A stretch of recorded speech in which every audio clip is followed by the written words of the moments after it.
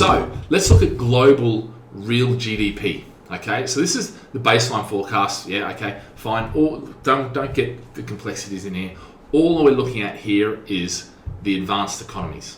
Okay, so if we look there, what we're going to see is that actually the orange one is 2020, which is this year. 2021 is the maroon, and the purple, which is 2021, 2022. Okay, so these are both predicted to have growth.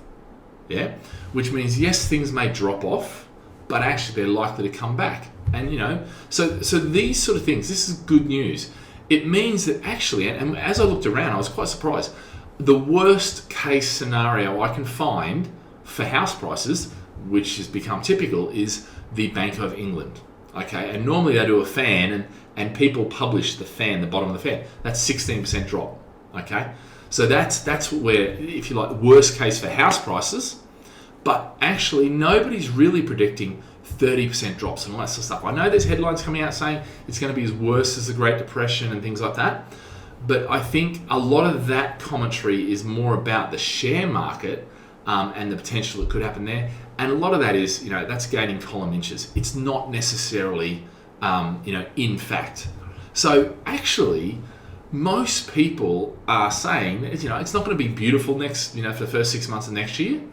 And we're on a sort of downward, incremental down now, and it'll probably continue for the first 6 months. But then things will turn around. And that's what most people, I've never seen such a close-knit predictions, which is actually either a really good thing or it's something that we're totally missing out, and all the experts are, just focused on, I don't know, la la land.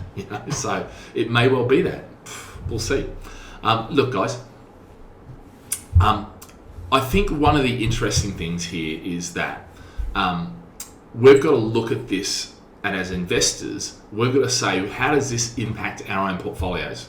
And I think that's one of the keys here. If you can work out how does it affect my portfolio, meaning I've got 5 properties now, I'm looking to buy my first property, or I've got properties in these specific areas. Get local. Don't read this data and say, oh, that's what's going to happen to my portfolio. Get local with your data, yeah, and work out what that means for that.